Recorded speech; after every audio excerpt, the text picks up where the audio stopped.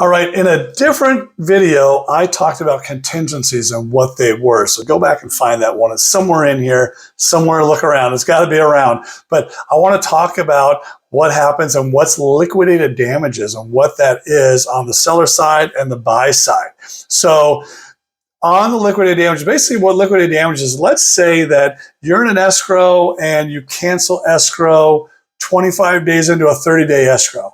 Well, the seller can't really prove that you've damaged them in any way. So they've come up with this term, liquidated damages, which basically says that if you've removed all your contingencies, which watch the other video, you'll know what those are.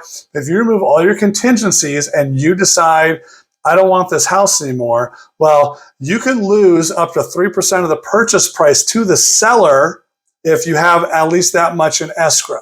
So let's say it's a $800,000 house, you put $25,000 in escrow. The seller could say, hey, we want to keep $24,000 of that 25 because you're canceling escrow now. We're not giving that back to you. Both parties do have to agree to release that money, but if it's a pretty clear case of I've removed all my contingencies, all the paperwork's in order, and then suddenly you say, I don't want this house, you're going to lose that money. There's a very good chance of that. Some sellers will be like, hey, give the money back to them.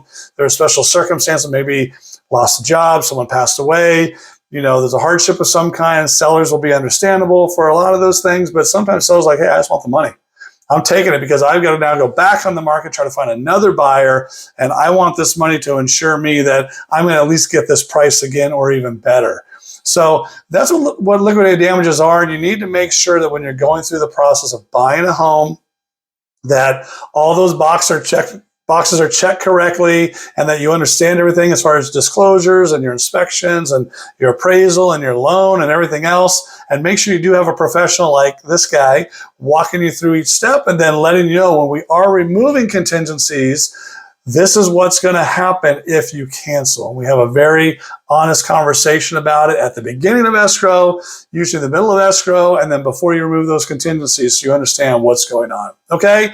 Lots of questions I know. Reach out anytime in my buyer consultation. I walk through all these things, or I can just answer your questions on the phone or by DM if you want to hit me up. Okay? Agent B here to help when you're ready. I got to go. I'll see ya.